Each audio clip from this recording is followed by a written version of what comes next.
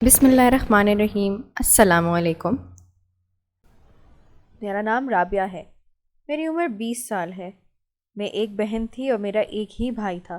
میرا بھائی مجھ سے بہت محبت کرتا تھا۔ ہم دونوں بہن بھائی اکیلے رہتے تھے۔ ہمارے والدین کا انتقال ہو گیا تھا۔ بھائی نے ایک خوبصورت لڑکی سے شادی کر لی۔ مجھے بھی اپنی بھابھی بہت اچھی لگتی تھی، لیکن مجھے کبھی کبھی ایسا لگتا تھا جیسے میں اپنی بھابھی کو اچھی نہیں لگتی ہوں، کیونکہ وہ مجھ سے ٹھیک سے بات نہیں کرتی تھیں۔ لیکن بھائی کے سامنے ان کا رویہ میرے ساتھ بہت اچھا ہو جاتا تھا۔ بھائی کے سامنے تو ایسا لگتا تھا جیسے بھابھی مجھ پر جان چھڑکتی ہیں، لیکن بھابھی کے آنے کے بعد گھر کے حالات بہت برے ہونے لگ گئے تھے۔ بھائی اکثر مجھے کہتے تھے مجھے سمجھ نہیں آتی میرا سارا پیسہ کہاں چلا جاتا ہے، تنخواہ کا تو کچھ پتہ ہی نہیں چلتا۔ بھابھی کے آنے سے نہ جانے ایسا کیوں لگ رہا تھا جیسے ہر چیز میں کمی ہو گئی ہو۔ میں دوپہر میں کچن میں کھڑی کھانا بنا رہی تھی۔ میری بھابھی کچن میں آئیں اور مجھے دیکھ کر کہنے لگیں، میں تمہاری شادی کبھی نہیں ہونے دوں گی، تم ہمیشہ میرے ایسے ہی کام کرنا۔ ان کی بات سن کر میں نے ہنستے ہوئے کہا، میں ابھی مذاق کے موڈ میں نہیں ہوں۔ مجھے لگا تھا وہ میرے ساتھ مذاق کر رہی ہیں، مگر میری بات سن کر وہ کہنے لگیں، میں بھلا تم سے مذاق کیوں کروں گی، میں سیریس ہوں۔ میں کہہ رہی ہوں کہ تم میرے کام کرنا اور میں سکون کروں گی، کیونکہ سکون کی زندگی گزارنے کے لیے مجھے بہت کچھ ابھی اور بھی کرنا ہے۔ بھابھی کی بات سن کر میں نے کہا، آپ جو سوچ رہی ہیں ایسا کچھ نہیں ہوگا، 1 سال تک بھائی میری شادی کر دیں گے، میں نے انہیں کہا۔ لیکن مجھے کیا معلوم تھا کہ 1 سال تک ہمارے ساتھ کیا ہونے والا ہے۔ بھابھی روزانہ مجھے ایسی کوئی نہ کوئی بات کہہ دیتی تھی۔ میں نے بھابھی کی باتیں اگنور کرنی شروع کر دی تھی۔ میں بھلا ان کی کس کس بات کا جواب دیتی؟ نہ ہی میں چاہتی تھی کہ بھائی اور بھابھی کے درمیان کوئی جھگڑا ہو، اس وجہ سے بھی میں کوئی بات نہیں کرتی تھی۔ بھائی اب زیادہ وقت اپنے کام کو دینے لگ گئے تھے، کیونکہ ان کا خیال تھا کہ وہ محنت نہیں کرتے۔ لیکن انہیں کیا معلوم تھا کہ اب ان کا پیسہ ان کی بیگم کے ہاتھ میں جاتا تھا۔ نہ جانے بھابھی پیسے کہاں کر دیتی تھیں۔ گھر کے حالات خراب ہونے لگ گئے تھے۔ بھائی اب کہنے لگا تھا کہ وہ یہ ملک چھوڑ کر کہیں اور نوکری ڈھونڈیں گے۔ انہوں نے نوکری تلاش کرنی شروع کر دی تھی، اور میں یہ دیکھ رہی تھی کہ بھابھی بہت خوش تھیں۔ بھائی جب بھی ذکر کرتے تھے انہوں نے کسی دوسرے ملک جانا ہے، یہ سنتے ہی بھابھی تو بہت خوش ہو جاتی تھی، جیسے نہ جانے بھائی نے کیا بات کر دی ہو۔ رات کا نہ جانے کون سا پہر تھا، مجھے ایسا لگ رہا تھا جیسے کوئی میرے کمرے کے سامنے کسی سے باتیں کر رہا ہے۔ میں بیڈ سے اٹھی، مجھے نیند تو بہت آئی ہوئی تھی، لیکن مجھے آواز بھی بہت عجیب لگ رہی تھی۔ جب میں دروازے کے پاس آئی تو حیرت ہوئی، بھابھی کسی کے ساتھ باتیں کر رہی تھیں، اور ان کی باتیں سن کر میری بند ہوتی آنکھیں ایک دم سے کھل گئی تھیں۔ وہ بار بار یہی کہہ رہی تھیں کہ آپ نے پریشان نہیں ہونا، میں آپ کا پورا ساتھ دوں گی، ہم جلد ہی بدلہ لے لیں گے۔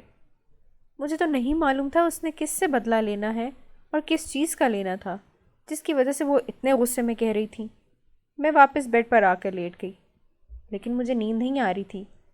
سارا دھیان بھابھی کی باتوں کی طرف تھا۔ وہ کس کے ساتھ آخر ایسی بات کر رہی تھیں؟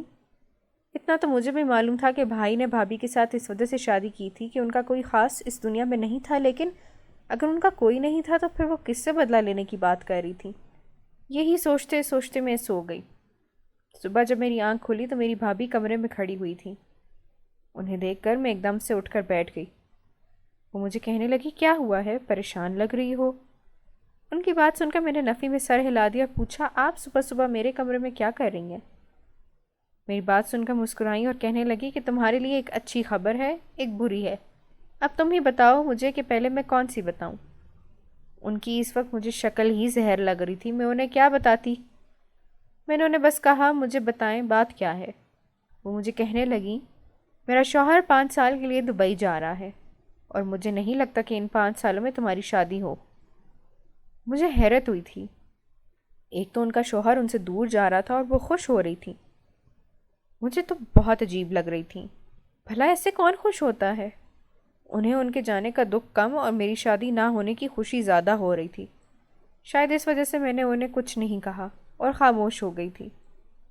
بھائی دبئی چلا گیا تھا۔ ان کے جانے کے بعد میں زیادہ تر اپنے کمرے میں ہی رہتی تھی۔ مجھے اپنی بھابھی اب بالکل بھی اچھی نہیں لگتی تھی۔ اکثر اب بھابھی گھر سے باہر ہی رہتی تھی، لیکن ایک دن میں نے بھابھی سے پوچھا، آپ باہر کہاں جاتی ہیں؟ لیکن بھابھی نے مجھے غصے میں کہہ دیا کہ تم کون ہوتی ہو مجھ سے سوال کرنے والی، آج کے بعد مجھ سے کچھ مت پوچھنا۔ میں نے بھی اس دن کے بعد سے ان سے سوال کرنا چھوڑ دیے تھے۔ رات کے وقت میری آنکھ کھلی، میرا دل بہت گھبرا رہا تھا۔ اپنی بھابھی کے کمرے کی طرف گئی، میں نے دروازہ کھول کر دیکھا تو بھابھی کمرے میں نہیں تھیں۔ میں چھت پر گئی لیکن وہ چھت پر بھی نہیں تھیں۔ میں نے ان کے موبائل پر کال کرنی شروع کی لیکن وہ کال بھی پک نہیں کر رہی تھی۔ میں پریشانی کے عالم میں چھت پر ہی کھڑی ہوئی تھی کہ اچانک میں نے جھانک کر گلی میں دیکھا تو ایک بڑی سی کالی گاڑی رکی۔ بھابھی اس گاڑی سے نکل کر گھر میں داخل ہوئی تھیں۔ میں حیرت سے دیکھ رہی تھی، یہ بھابھی کس کے ساتھ آئی تھیں اور اتنی رات کو کہاں گئی تھیں؟ میں کافی دیر بعد چھت سے نیچے آئی تو بھابھی سامنے ہی صحن میں کھڑی ہوئی تھیں۔ انہیں یہ لگ رہا تھا جیسے مجھے ان کے بارے میں معلوم نہیں تھا کہ وہ گھر پر نہیں تھیں۔ میں نے ان کی طرف دیکھتے ہوئے کہا کہ کیا ہوا ہے؟ آپ مجھے ایسے کیوں دیکھ رہی ہیں؟ میری بات سن کر وہ کہنے لگی کہ تم اتنی رات کو چھت پر کیا کرنے گئی تھی؟ ان کی بات سن کر میں نے کہا میں تو آپ کو دیکھنے گئی تھی۔ وہ گھبراتی ہوئی کہنے لگی میں تو اپنے کمرے میں تھی۔ میں حیرت سے ان کی طرف دیکھنے لگ گئی تھی، کیسے وہ مجھ سے صفائی سے جھوٹ بول رہی تھی۔ میں نے بھی جان کر انجان بنتے ہوئے کہا آپ ٹھیک کہہ رہی ہیں، آپ کمرے میں ہی ہوں گی۔ میں یہ کہہ کر اپنے کمرے میں آ گئی۔ کمرے میں آ کر ابھی میں بیٹھی ہی تھی، میرا موبائل بجنے لگ گیا۔ میں نے دیکھا تو رات کے اس پہر بھائی کی کال آ رہی تھی۔ میں تھوڑی حیران ہوئی، پھر کال پک کی۔ وہ مجھے کہنے لگے ابھی تم جاگ رہی ہو کیا؟ ان کی بات سن کر میں نے کہا کہ وہ میں پانی پینے کے لیے اٹھی تھی۔ تو مجھے کہنے لگے اپنی بھابھی سے بات کروا دو، ان کا نمبر بند جا رہا ہے۔ میں نے کہا اچھا صحیح ہے۔ میں بھابھی کے کمرے کی طرف موبائل لے کر گئی تو سامنے ہی بھابھی کسی کے ساتھ باتیں کر رہی تھی۔ مجھے دیکھ کر موبائل بند کر دیا۔ میں حیران ہوئی، بھائی نے تو کہا تھا کہ بھابھی کا نمبر بند جا رہا ہے، تو اب بھابھی کس سے بات کر رہی تھی؟ میں نے بھابھی کو موبائل دیا اور بتایا کہ بھائی کی کال ہے۔ موبائل دے کر اپنے کمرے میں آ گئی، لیکن صبح جب میری آنکھ کھلی میرا موبائل شاید بھابھی کے پاس ہی تھا۔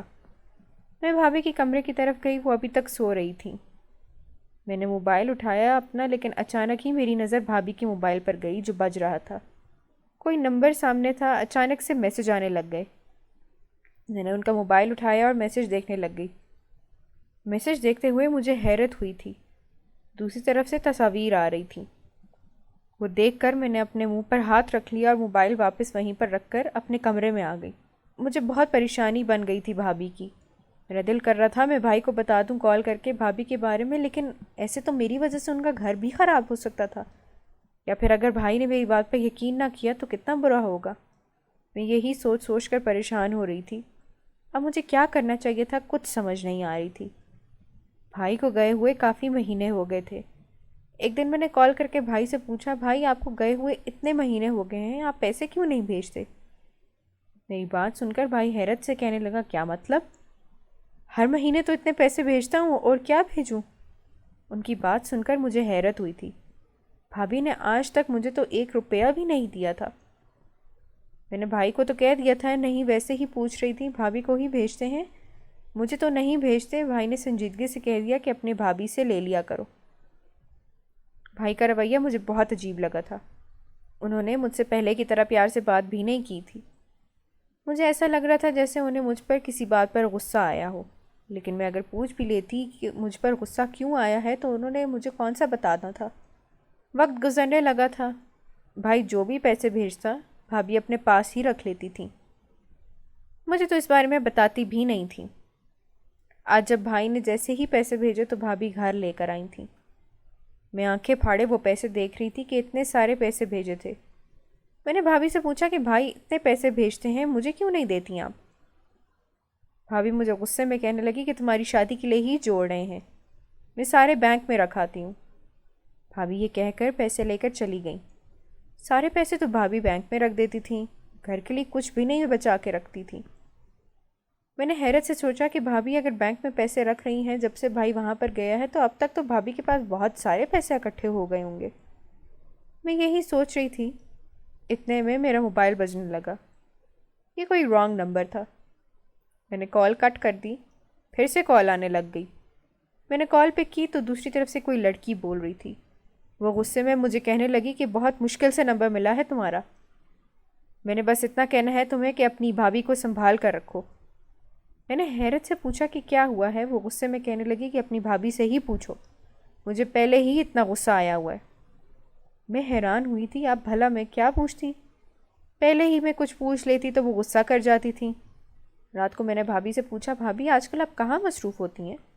مجھے تو دال میں کچھ کالا لگ رہا ہے۔ میری بات سن کر وہ گھبرا گئیں اور کہنے لگیں، کیا مطلب ہے تمہارا کیا مطلب ہے تمہارا؟ ان کی بات سن کر میں نے کہا، بھابھی آپ اچھی طرح جانتی ہیں کہ میں کس بارے میں بات کر رہی ہوں۔ آپ رات کو کدھر جاتی ہیں؟ میں جانتی ہوں رات رات بھر آپ گھر سے باہر ہوتی ہیں، کس کے ساتھ ہوتی ہیں؟ کیا اس بارے میں بھائی کو پتہ ہے؟ آپ ان کی بہن کو گھر میں اکیلا چھوڑ کر باہر چلی جاتی ہیں۔ مجھے بھی تو لے جایا کریں، مجھے بھی دیکھنا ہے آخر آپ کہاں جاتی ہیں۔ میں نے طنزیہ انداز میں پوچھا، لیکن میری بات سن کر وہ غصے میں مجھے گھورنے لگی تھیں۔ اچانک سے ان کو غصہ آ گیا، وہ مجھ سے جھگڑنے لگی تھیں۔ مجھے نہیں معلوم تھا ان کا رویہ اتنا برا ہو جائے گا۔ اس دن کے بعد انہوں نے مجھے بلانا ہی چھوڑ دیا تھا، نہ ہی مجھ سے ٹھیک سے بات کرتی تھیں۔ بھائی کو بھی میں نے بتانے کی کوشش کی، لیکن انہوں نے مجھے غصے سے کہا کہ تم تو ہو ہی اپنی بھابھی کی دشمن۔ اس نے بتایا ہے کہ تم اس کے ساتھ ٹھیک رویہ بھی نہیں رکھتی، نہ ہی اس سے ٹھیک سے بات کرتی ہو۔ میں نے حیرت سے ان کی بات سنی۔ مجھے تو یقین نہیں آ رہا تھا وہ بھائی کو ہی میرے خلاف کر رہی تھی۔ میں نے بھائی کو غصے میں باتیں سنا دی تھیں۔ کبھی انہوں نے مجھ سے تو پوچھا نہیں تھا تمہارا کیا حال ہے، گھر میں بھابھی کا رویہ کیسا ہوتا ہے۔ جو بھابھی نے بھائی کو بول دیا ہوتا ہے وہی درست ہوتا تھا۔ مجھے تو اب بھابھی پر بہت غصہ آنے لگ گیا تھا۔ ہر وقت میں انہیں گھورتی رہتی تھی۔ میرا بس نہیں چلتا تھا کہ ان کے ساتھ کچھ کر دوں۔ اب میں نے ان سے بات کرنی بھی چھوڑ دی تھی۔ بھائی کو بھی یہی کہہ دیا تھا کہ بھابھی جو بھی کریں گی میرا کوئی قصور نہیں ہوگا، مجھ سے کوئی سوال مت کرنا بعد میں۔ اس دن کے بعد میں اپنے کاموں میں مگن رہتی تھی، لیکن بھابھی میں ایک عجیب سی تبدیلی آ گئی تھی۔ وہ ہر وقت اپنے کمرے میں اب بند رہتی تھیں، ہر ہفتے پھر بینک میں چلی جاتی تھیں پیسے جمع کروانے۔ ان کا رویہ ایسا بدلا تھا کہ اب انہوں نے رات کو گھر سے باہر جانا بھی چھوڑ دیا تھا، پیسے بینک میں جمع کروا دیتی تھیں۔ مجھے ہر ہفتے تھوڑے سے پیسے دے دیتی تھیں جس سے میں بمشکل اپنا خرچہ پورا کرتی تھی۔ انہوں نے خود تو پھٹے پرانے کپڑے پہنے ہوئے تھے، انہیں ان کپڑوں میں دیکھ کر ویسے ہی مجھے بہت حیرت ہوتی تھی۔ پہلے بھابھی سر پر دوپٹہ تک لے کر باہر نہیں نکلتی تھیں، اب جب بھی گھر سے باہر جانے لگتی تو منہ کو ڈھانپ لیتی تھیں جیسے وہ خود کو چھپا رہی ہوں۔ آج بھابھی رات کے وقت نہ جانے کہاں جا رہی تھی، میں نے پوچھا بھی لیکن انہوں نے مجھے کچھ نہ بتایا اور چلی گئیں۔ ان کے جانے کے بعد ان کا موبائل گھر ہی رہ گیا تھا۔ میں نے وہ اٹھایا تو آج موبائل کو جو پہلے لاک لگا ہوا تھا وہ نہیں تھا، لاک چینج کر دیا تھا۔ مجھے حیرت ہو رہی تھی کہ بھابھی نے ایسا بھی کیا۔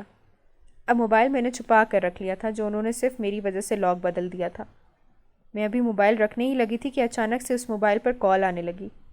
میں نے کال پک کی تو دوسری طرف سے کوئی عورت بول رہی تھی اور کہہ رہی تھی کہ میں نے پہلے بھی تمہیں منع کیا تھا، اب بھی کر رہی ہوں، پھنس جاؤ گی۔ اس نے یہ کہہ کر کال کاٹ دی اور میں یہ آواز پہچان گئی تھی، اسی عورت کی تھی جس نے اس دن مجھے کال کی تھی۔ مجھے اب یقین ہو گیا تھا، بھابھی کچھ چھپا رہی تھی۔ مجھے اور کوئی بات چھوٹی نہیں لگ رہی تھی، ہر ہفتے جا کر بینک میں پیسے رکھنا، اپنا لائف سٹائل بدل لینا، منہ چھپا کر گھر سے نکلنا، پھٹے پرانے کپڑے پہننا، کچھ تو تھا۔ اب تو بھابھی نے بھائی سے بھی رابطہ کم کر لیا تھا۔ اب بھائی اکثر مجھ سے پوچھتے تھے، تمہاری بھابھی کو کیا ہوا ہے، مجھ سے بات کیوں نہیں کرتی ہے؟ میں اتنی کالز کرتا ہوں، جب کال پک کرتی ہے تو اپنی ہی سوچوں میں گم رہتی ہے، مجھ سے ٹھیک سے بات بھی نہیں کرتی۔ ان کی بات سن کر میں نے سنجیدگی سے کہا کہ مجھے تو نہیں معلوم بھابھی کو کیا ہوا ہے، آپ کو اچھے سے معلوم ہوگا، آپ کو سب کچھ بتاتی بھی ہیں، میں تو اس کی دشمن ہوں۔ میں نے طنزیہ انداز میں کہا۔ بھائی نے غصے میں کال کٹ کر دی تھی کیونکہ انہیں شاید میری بات بری لگ گئی تھی، اور سچ بھی یہی تھا۔ ابھی تو میں نے بھائی کو بھابھی کی حالت نہیں بتائی تھی، ان کی کیا حالت تھی، کیسے وہ زندگی بسر کر رہی تھی۔ آج مجھے نہ جانے کیا سوجی، میں بس اس بینک جانا چاہتی تھی جہاں بھابھی پیسے جمع کروانے جاتی تھی۔ میں بھی تو وہاں جا کر دیکھنا چاہتی تھی کہ ایسا بھی کون سا بینک ہے جہاں بھابھی اپنے سارے پیسے جمع کروا رہی تھی۔ میں اس راز سے اب پردہ اٹھانا چاہتی تھی۔ میں نے بھابھی کی چادر اٹھائی جس سے اب وہ اوڑھ کر گھر سے باہر جاتی تھی۔ میں وہ چادر لے کر گھر سے باہر نکلی۔ بینک کافی دور تھا، میں جانتی تھی کہ وہ کس بینک میں جاتی ہیں۔ میں اس بینک میں گئی، ارد گرد دیکھ رہی تھی کہ اچانک مجھے گارڈ نے ایک کمرے کی طرف جانے کا اشارہ کیا۔ میں نے منہ پوری طرح سے ڈھانپا ہوا تھا، مجھے لگ رہا تھا وہ مجھے چادر کی وجہ سے میری بھابھی سمجھ رہا تھا۔ اس نے جس طرف اشارہ کیا میں اسی طرف چلی گئی۔ میں اس روم میں داخل ہوئی، سامنے بینکر بیٹھا ہوا تھا۔ اس نے مجھے پکڑ کر کھینچا اور ایک کمرے میں دھکا دیا۔ سامنے کا منظر دیکھ کر میری جان نکل گئی، میں وہیں گر کر بے ہوش ہو گئی تھی۔ مجھے کوئی ہوش نہ رہا، نہ جانے میں کب تک بے ہوش رہی تھی اور مجھے وہاں سے کس نے اٹھایا تھا، مجھے تو کچھ معلوم نہیں تھا۔ میری جب آنکھ کھلی میں نے خود کو ہسپتال کے کمرے میں پایا۔ میں نے جب آنکھیں کھول کر دیکھا تو سامنے ہی میرا بھائی بیٹھا ہوا تھا۔ مجھے کوئی خواب لگا تھا۔ میں ایک دم سے اٹھ کر بیٹھ گئی اور اس کی طرف دیکھنے لگ گئی۔ میں نے حیرت سے پوچھا، بھائی آپ یہاں کیا کر رہے ہیں؟ آپ تو دبئی تھے۔ میری بات سن کر وہ کہنے لگے کہ سب کچھ جاننے کے بعد یہاں آیا ہوں۔ کاش میں تمہاری بات کا یقین کر لیتا۔ ان کی بات سن کر میں نے کہا کہ میں بہت ڈر گئی تھی۔ بھائی مجھے کہنے لگا کہ اب مجھے سچ سچ بتاؤ اپنی بھابھی کے بارے میں۔ میں ان کی بات سن کر انہیں سب کچھ بتایا۔ وہ کہنے لگے وہ پیسے سارے کیوں بینک میں جمع کرواتی تھی۔ ان کی بات سن کر میں نے گہری سانس لی اور انہیں بتایا کہ بھابھی کے گھر والوں کو آپ اچھے لگے تھے تو انہوں نے آپ کے ساتھ بھابھی کی شادی کر دی تھی، لیکن بھابھی بینک والے کو پسند کرتی تھیں، لیکن جنہوں نے بھابھی کو پالا تھا ان کی بات ماننی ہی پڑی۔ آپ کے جانے کے بعد وہ ان کے ساتھ گھومنے پھرنے بھی جاتی تھیں، ساتھ میں تصاویر بھی بناتے تھے۔ بعد میں اس نے بھابھی کو کہنا شروع کر دیا کہ میں تم سے شادی نہیں کروں گا، تم مت چھوڑو اپنے شوہر کو، بلکہ تمہارے بارے میں تمہارے شوہر کو بھی بتا دوں گا، ورنہ تم اپنا سب کچھ مجھے دو، پیسہ وغیرہ۔ اس لیے بھابھی اپنا سارا پیسہ ادھر دے آتی تھیں اپنا گھر بچانے کے لیے۔ جب میں وہاں گئی تو اس نے غصے میں مجھے بھابھی کی ایڈٹ کی ہوئی تصویریں دکھائیں۔ وہ مجھے بھابھی ہی سمجھ رہا تھا۔ وہ دیکھ کر میں بے ہوش ہو گئی تھی۔ میں انہیں بتا رہی تھی۔ وہ کہنے لگے پہلے کیوں نہ سب کچھ بتایا۔ ان کی بات سن کر میں نے کہا کہ آپ نے کون سا میری بات پہ یقین کرنا تھا۔ وہ مجھے کہنے لگے کہ میں یقین کر لیتا اگر تم مجھے سمجھا دیتی۔ ان کی بات سن کر میں کچھ نہ کہہ سکی، بس خاموش ہو گئی تھی۔ وقت گزرنے لگ گیا تھا۔ بھائی بھابھی میں کوئی بات نہیں ہوتی تھی۔ بھائی پھر سے دبئی چلے گئے تھے۔ بھابھی اب بہت بدل گئی تھیں۔ وہ پہلے والی بھابھی ہی نہیں لگتی تھیں، اب میری شادی کی تیاریاں کر رہی تھیں۔ میں نے بھائی کو بہت بار سمجھانے کی کوشش کی کہ آپ اپنی بیوی کے ساتھ ٹھیک ہو جائیں، انہیں آپ نے بہت سزا دے لی، لیکن بھائی تو میری بات ہی نہیں سنتے تھے۔ لیکن جتنا بھابھی کا قصور تھا اتنا ہی بھائی کا بھی تھا۔ انہیں پہلے ہی دن اپنی بیوی پر دھیان رکھنا چاہیے تھا۔ اگر وہ اپنی بیوی کا دھیان رکھتے تو یہ سب کچھ نہ ہوتا۔ اپنی بھابھی کو دیکھ کر مجھے دکھ بھی ہوتا تھا۔ وہ بہت بدل گئی تھیں، لیکن جب بھائی میری شادی پر آئے تو بھابھی کے ساتھ ٹھیک ہو گئے۔ میں بھی بہت خوش تھی۔ بھابھی کو سبق بھی مل گیا تھا اور سب کچھ ٹھیک بھی ہو گیا تھا، لیکن میں نے بھائی کو نہیں بتایا تھا کہ اس بینک والے کی بیوی مجھے کال کرتی تھی۔ ناظرین، اگر آپ کو ہماری کہانی اچھی لگی ہے تو ویڈیو کو لائک کریں، شیئر کریں اور ہمارے چینل کو سبسکرائب کریں۔ اگلی ویڈیو تک اجازت دیں۔ اللہ حافظ۔